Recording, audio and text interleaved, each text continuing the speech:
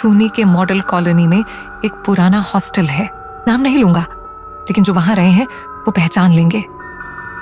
शहर के बीचों बीच शांति से भरी उस गली में खड़ा वो 4 मंजिला हॉस्टल दिखने में तो आम सा लगता है, पर जैसे ही रात ढलती है वहां की दीवारें कुछ और ही कहने लगती हैं।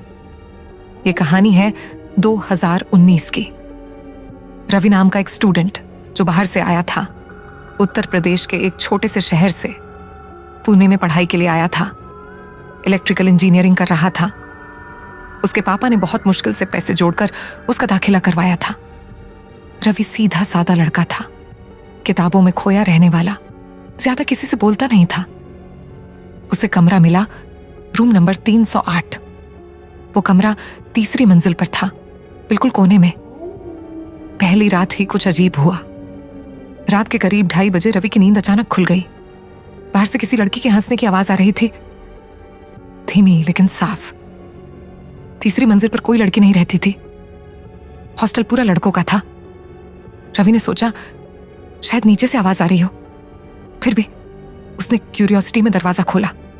देखा, गैलरी पूरी खाली, ट्यूबलाइट झपक रही थी। हवा में एक अजीब सी ठंडक थी जो अगस्त के उस मौसम में बिल्कुल भी सामान्य नहीं थी।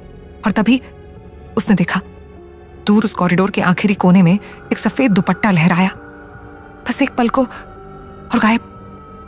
अगली रात रवि ने किसी से कुछ नहीं कहा, खुद को समझाया थकान होगी या कोई सपना। पर तीसरी रात वही आवाज फिर आई।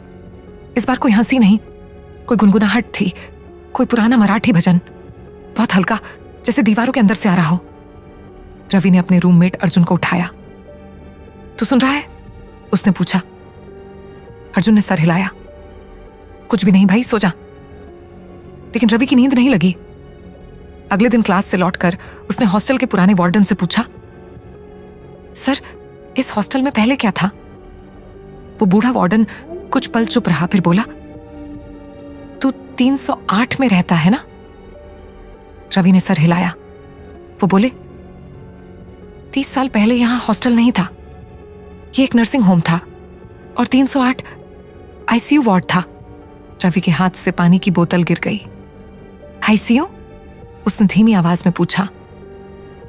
वार्डन ने गहरी सांस ली और कुर्सी पर पीछे झुकते हुए कहा, 1986 में एक केस हुआ था, बहुत बड़ा केस।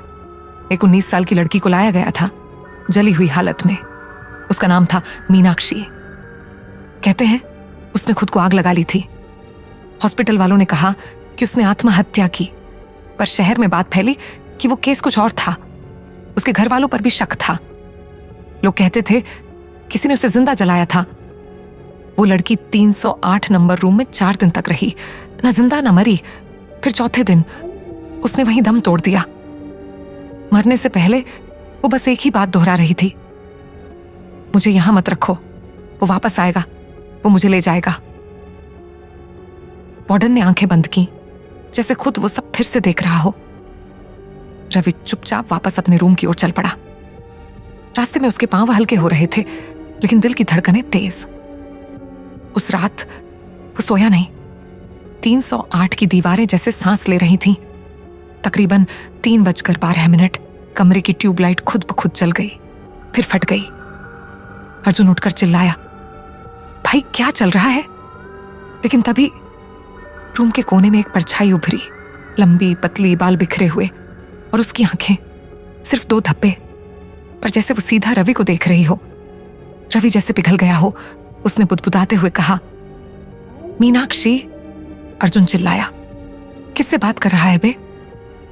रवि की सांसें तेज हो रही थीं, पर उसकी आंखें स्थिर थीं, जैसे उसमें कुछ उतर चुका था। अगले दिन सुबह हॉस्टल में हंगामा मच गया। रवि बिस्तर पर बैठा था, पूरी तरह ठीक, लेकिन बोल नहीं रहा था। आंखें खुली थीं, शरीर हिल नहीं रहा था। डॉक्टर्स ने कहा साइकोटिक ब्रेकडाउन है, उसे अस्पताल भेजा गया। पर अर्जुन ने बाद में एक बात बताई जो किसी रिपोर्ट में नहीं लिखी गई। उसने कहा, रात को जब लाइट फटी थी, मैं भागने ही वाला था, लेकिन एक पल को रुका और सुना, उस पर हजाई ने कुछ कहा था, बहुत धीमी आवाज में। उसने कहा, 308 मेरा है। और अब रवि भी। रवि को अस्पताल में भर्ती कर दिया गया, लेकिन डॉक्टर कुछ समझ नहीं पा रहे थे। उसकी आंखें कभी झपकती नहीं थीं और हर 3 घंटे में उसकी धड़कन अचानक बढ़ जाती, जैसे कोई अदृश्य डर उसके पास आकर खड़ा हो जाता हो। माँ बाप आए, पंडित लाए गए, मनोवैज्ञानिक बुलाए गए, पर रवि कुछ बोला नहीं। बस एक दिन अचानक उसके होंठ हिले। डॉक्टर पास भागे। उन्होंने सुना वो कुछ बुदबुदा रहा था, बहुत हल्की आवाज में। वो खिड़की से आती है, दुपट्टा उड़ता है और फिर मेरे अंदर उतर जाती है। डॉक्टर पीछे हट गए। उसकी मां बेहोश हो गई। उधर हॉस्टल में कमरे को सील कर दिया गया। 308 के दरवाजे पर ताला डाल दिया गया। उस पर लाल रंग से अंडर मेंटेनेंस लिखा गया, लेकिन जो वहां रहे थे उन्हें पता था उस कमरे की समस्या स्क्रू या वायरिंग की नहीं थी। अर्जुन हॉस्टल छोड़कर चला गया और जाते जाते वो बस एक बात कह गया, कभी अगर मॉडल कॉलोनी में किसी हॉस्टल के पास से गुजरो और किसी लड़की की हंसी सुनाई दे तो मुड़कर मत देखना, क्योंकि कहते हैं मीनाक्षी अब किसी एक शरीर की मोहताज नहीं रही। वो दीवारों में रहती है, आवाजों में उतरती है। और अगर किसी रात तुम्हारे रूम की ट्यूबलाइट अचानक फट जाए तो समझ लेना वो अब तुम्हारे पास है।